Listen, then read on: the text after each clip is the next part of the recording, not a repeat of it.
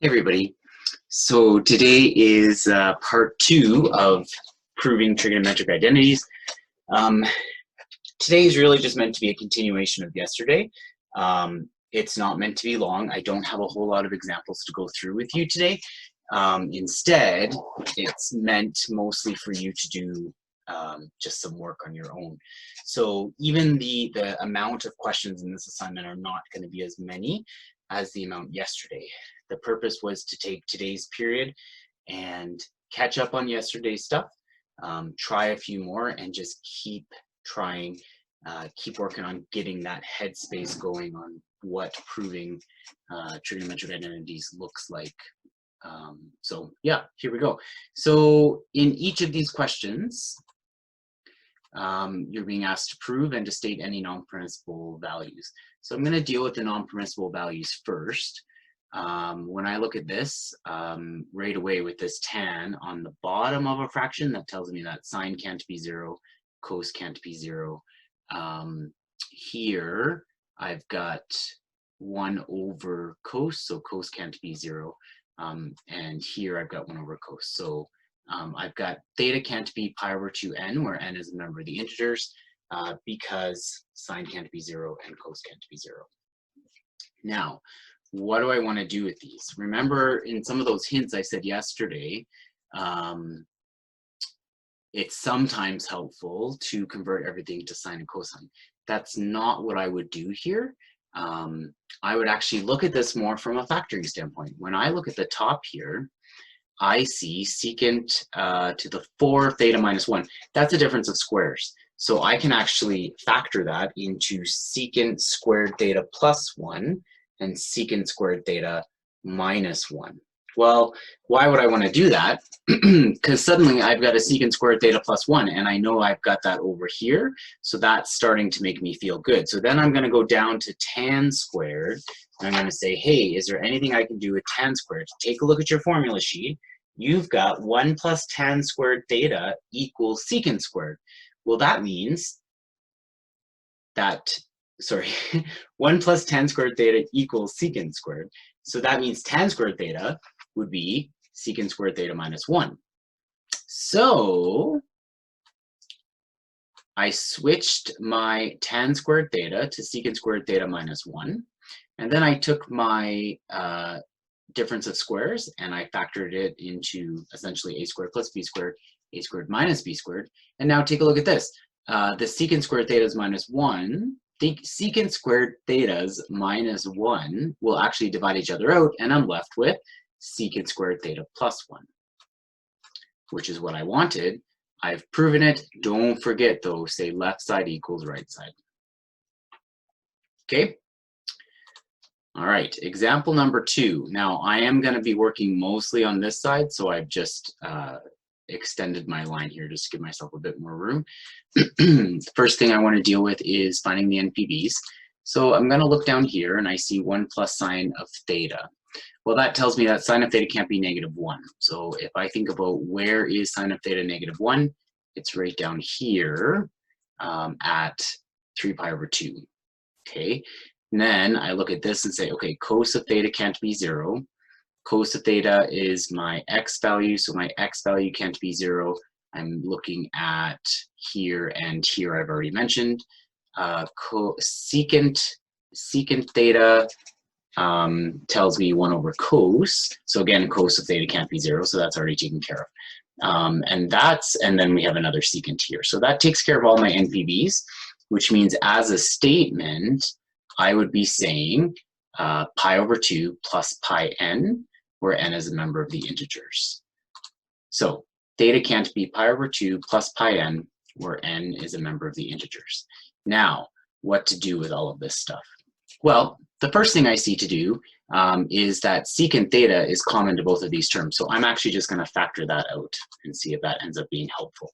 So secant of theta gets factored out, and that leaves me with 1 minus sine of theta. So I know that secant theta is 1 over cos. So I'm going to switch that to 1 over cos. And now I'm just going to try and rewrite this in a way that is a little bit more manageable to me. This is being multiplied together. So this is essentially 1 minus sine theta over cos theta. And then I'm dividing that by this cos theta down here. So let's write it out left to right like that, so it makes a little bit more sense. 1 minus sine theta over cos theta divided by cos theta. Okay, now I'm just going to switch slides, but when I do that, dividing by cos theta is the same as multiplying by 1 over cos theta. So I'm going to end up with a cos squared theta on the bottom because I ended up with that cos theta times cos theta. Okay? Now I switched my cos theta to 1 minus sine squared theta. That's one of my Pythagorean identities that I'm using. Why would I do that? Well, 1 minus sine squared theta is now a difference of squares. So I can factor that into 1 plus sine theta and 1 minus sine theta. That would allow my 1 minus sine thetas to divide each other out, and I'd be left with 1 over 1 plus sine theta, which is what I wanted in the first place. That is the left side of the equation. So I'm ready to conclude left side equals right side. Okay, good job, guys. Next up, I've got tan x cos x over cosecant x equals 1 minus cos squared x. So let's talk about the NPVs here. First of all, I've got tan here. Tan is sine over cos, so cos can't be 0. Well, where is cos 0? Cos 0 is here, and cos is 0 here. I see a cosecant, so that tells me sine can't be 0. Sine is 0 here, sine is 0 here. So that leaves me with all my quadrantal angles that theta can't be.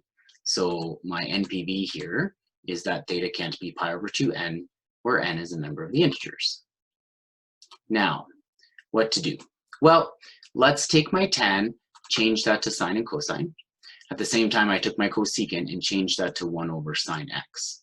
Okay, now if I look at the top here, that's just going to leave me with sine x because my cos x will divide each other out. So I'm left with sine on the top, and I'm dividing by 1 over sine.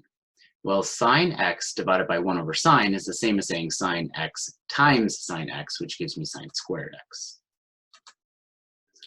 1 minus cos squared x is also sine squared x. That's one of the Pythagorean identities. And so that finishes it up for us. The left side equals the right side. Okay. All right. Now this one looks very, very intimidating, but it's actually a very quick proof if you see a few things. So first, let's talk NPVs. I've got tan happening on the bottom of a fraction, so right away that sine and cosine can't be 0. And then cosine and sine are also represented on the bottom, but we've already taken care of that. So I end up with theta can't be pi over 2n, where n is a member of the integers. Now, again, some of you may be tempted to look at this and say, okay, I'm going to switch everything to sine and cosine. This is another example where I actually wouldn't do that. It's quicker if you don't do that. It's not wrong if you do that, though. So like if you've paused me and you've tried these yourself first and your way is a little more convoluted, but you get to the same answer, don't worry about it. I'm sure it's fine as long as you don't break any mathematical rules as you go. But here's what I'm going to do. I'm going to say, hey, this is 1 over 10. That refers to the reciprocal of tan. Well, we know that the reciprocal of tan is cotangent. So what I'm going to do is I'm going to switch my 1 over tan squared a to cotangent a, and I'm going to switch my 1 over cos squared a to cosecant, sorry, not to cosecant, just to secant squared a. Now, if you look at your handy dandy formula sheet, you see that secant squared a is 1 plus tan a. So I've now just substituted the secant squared a to 1 plus tan a. Okay, over on the other side, I'm going to take my 1 over sine squared, and I'm going to switch that to cosecant squared a. And then again, I'm going to take a look at my formula sheet, and I'm told that cosecant squared a is 1 plus cotangent a. And then suddenly I look at that and I say, hey, those things actually say the exact same thing. So the proof is done. Left side equals right side. Okay? So again, the purpose of this guy is to go through a couple more examples with you Now you've got some time, you've got some extra time here where you don't have to listen to me and you can just go through and practice, okay? Try your hardest when you're doing these things not to look at the answer key right away. See if you can come to a conclusion first. Identities are super easy when you see them all done out. So try and force yourself to get through it yourself first. But then if you get stuck, the answer key is there. And then when you're done as well, when you're done the question and you feel you've done it right, super good to go to the answer key and see how I've done it. You may learn a second way, and not that my way or your way is the better way, but the more ways you can come to a conclusion, the better you're going to feel about the material. So your job is to get up to 256 now. Have fun. And next day, we're going to talk about sums and differences. Okay, take care, guys.